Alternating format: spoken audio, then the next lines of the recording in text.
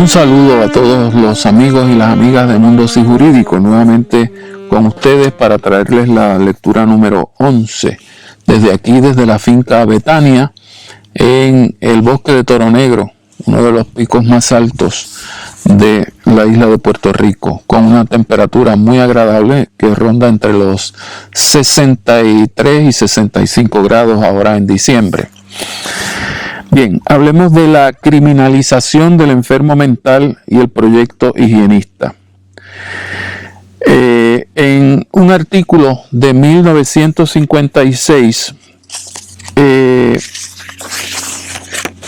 la señora Mercedes Vélez de Pérez, jefe del negociado de bienestar del niño, es un artículo que aparece en la revista Bienestar Público del año 12 de julio de 1956 a junio de 1957.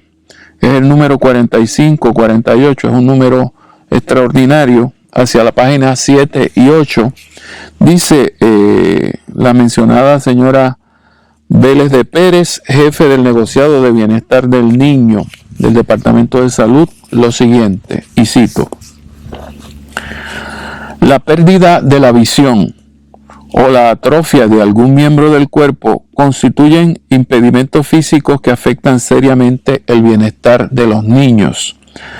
No menos serios que estos impedimentos son, a nuestro juicio, el debilitamiento de la personalidad o la deformación de la psiquis, cito textualmente, en los niños cuando les falta el cariño de sus padres o cuando estos no son capaces de aportar experiencias positivas para la formación del carácter o la personalidad de sus hijos.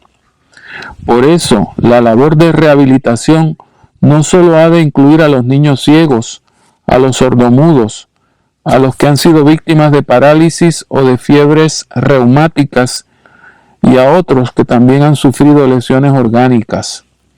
Ha de comprender también la obra de rehabilitación a los menores que han tenido la desventura de no conocer a sus padres porque estos ni siquiera los reconocen oficialmente, o a los que han sido abandonados material y moralmente por sus madres, a aquellos cuyas vidas han transcurrido junto a un padre alcohólico o una madre promiscua, a los que han sido víctimas de la crueldad o la incomprensión por parte de sus padres o de otros adultos con quienes se han relacionado, en fin, a todos los niños a quienes la vida les ha negado la oportunidad de un crecimiento emocional y espiritual saludable. Continúa la cita. El niño díscolo, el amargado, el desafiante, el apático, el que abandona la escuela y se burla de las autoridades, el que viene en conflicto con la ley y el que, según la fuerza de su querer, va huyendo del mundo que lo hiere a tal grado que pierde el contacto con la realidad. Todos ellos han sido lesionados en mayor o menor grado durante el proceso de su desarrollo y constituyen, por lo tanto, un grupo especial de impedidos. Para las personas que conocen a estos menores y para aquellas que, en una forma u otra, vienen en contacto con ellos, es evidente la incapacidad de estos niños para hacer una adaptación satisfactoria al ambiente en que se desenvuelven. Por desgracia, muchas veces resulta más difícil la rehabilitación social y emocional de estos niños que la rehabilitación física de los que solo tienen impedimentos orgánicos. Continúa la cita. Ello es así porque un número considerable de estos niños llega a la atención de las agencias sociales cuando el daño que se les ha hecho es irreparable. Por eso algunos de ellos no responden al tratamiento social y ni siquiera al psiquiátrico. Termino la cita.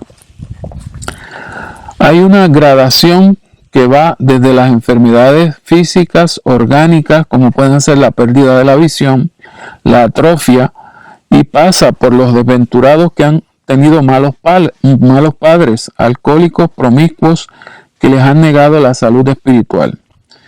Estos defectos o enfermedades, como pudimos ver en la cita, se reflejan en ciertos síntomas, cuales son el niño díscolo, el amargado, el desafiante, el apático, el que abandona la escuela y se burla de las autoridades, el que viene en conflicto con la ley y el que, a fuerza de querer huir del mundo que lo hiere, se retrae a tal grado que pierde contacto con la realidad. He vuelto a citar. Como en las exposiciones anteriores, toda diferencia con respecto a un estándar prediseñado por la higiene mental será catalogado como disconformidad y, en todo caso, como enfermedad mental. A pesar del aire de familia que tienen entre sí los textos expuestos sobre la división de higiene mental, este que acabamos de citar de 1956 ha dado un paso que debemos analizar con mucho cuidado. Se trata de la criminalización del enfermo mental. Veámoslo con un poco de más calma. Por un camino que había empezado con la aparente inocente referencia a la salud, a la seguridad, de los proyectos sobre la mordaza que discutiremos más tarde y que tienen origen hacia la década de 1940, por ese camino se había arribado a una indiferenciación del enfermo mental y el delincuente.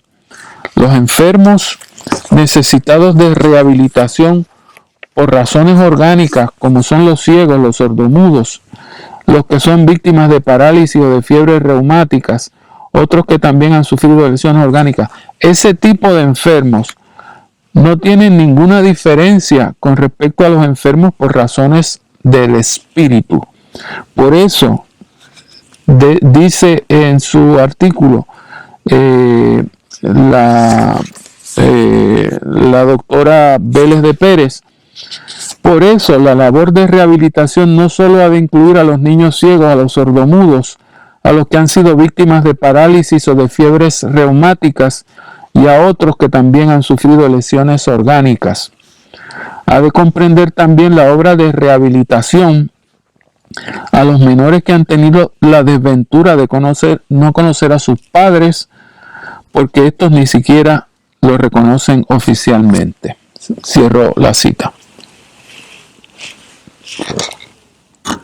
Ahora bien, el paso de avance hacia la generalización de la criminalización de la población quedará claramente indicado cuando se describe, y cito, el niño díscolo, el amargado, el desafiante, el apático, el que abandona la escuela y se burla de las autoridades, el que viene en conflicto con la ley, como un enfermo que puede resultar en ocasiones con daños irreparables. La máquina del doctor Morales, a la que nos referíamos en una lectura anterior, se puede convertir en algo no solamente defectuoso, que funciona a mitad de su capacidad, puede convertirse en algo monstruoso, inservible, irreparable. Estos sujetos irreparables tendrán otro destino: la prisión o el manicomio. Por desgracia, la intervención higienista no se hizo a tiempo y ahora la sociedad tiene que cargar con las consecuencias.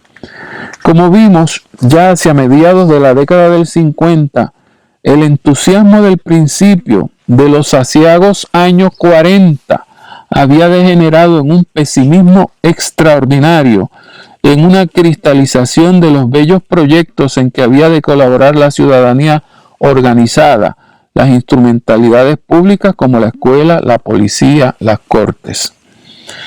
En el último artículo citado ya se habla, a la altura de 1956, de daños irreparables de niños pacientes que llegan demasiado tarde. Evidentemente el entusiasmo se ha perdido y se recurre a la represión. Como proyecto de una nueva cultura, el higienismo había declarado finalmente su impotencia ante lo irreparable. Este estado de cosa inútil e inservible en que terminan convirtiéndose las personas no queridas por sus padres, en cierta forma se debía a la propia desidia de las instituciones incapaces de intervenir a tiempo en el desarrollo sano del individuo. En todo el proyecto higienista mental, en el circuito que creaba entre padres e hijos enfermos, había un elemento que ya el doctor Morales había identificado como esencialmente potenciador de la enfermedad mental: la miseria. Recordemos que, y cito, la miseria no crea neurosis, decía el doctor Morales, pero sí puede ser un factor precipitante en su creación. Y lo que es más importante, la miseria hace adultos frustrados que educarán nuevas generaciones que se regirán por patrones neuróticos. Así pues, estaríamos justificados al decir que la miseria crea neurosis de una forma indirecta. Esta cita es del doctor Morales, que vimos en una lectura anterior. La miseria, esa matriz productora de individuos frustrados, era la causa de la neurosis, y lo que es aún más estremecedor del planteamiento higienista, los miserables, los pobres de en sus actos y en sus comportamientos deben ser tratados no como ciudadanos y sujetos de derechos, sino como enfermos. Y enfermos de una enfermedad muchas veces incurable, la locura. Si el proyecto higienista alcanzaba a los sujetos muchas veces demasiado tarde, no se debía, sin embargo, a problemas internos de fiabilidad. Después de todo, sus principios habían sido probados por la ciencia.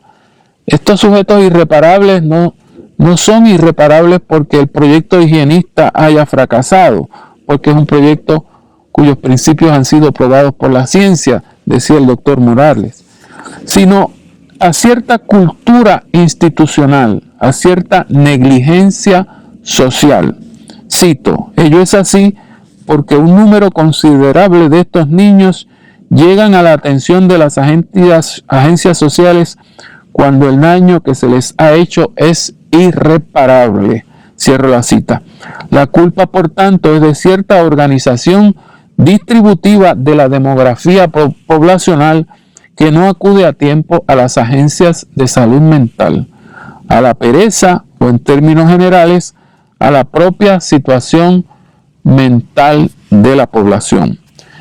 Hasta aquí esta lectura. Seguiremos en nuestra lectura número 12 con los servicios de la clínica de niños del Hospital de Psiquiatría y la drogadicción por prescripción, como veremos más adelante.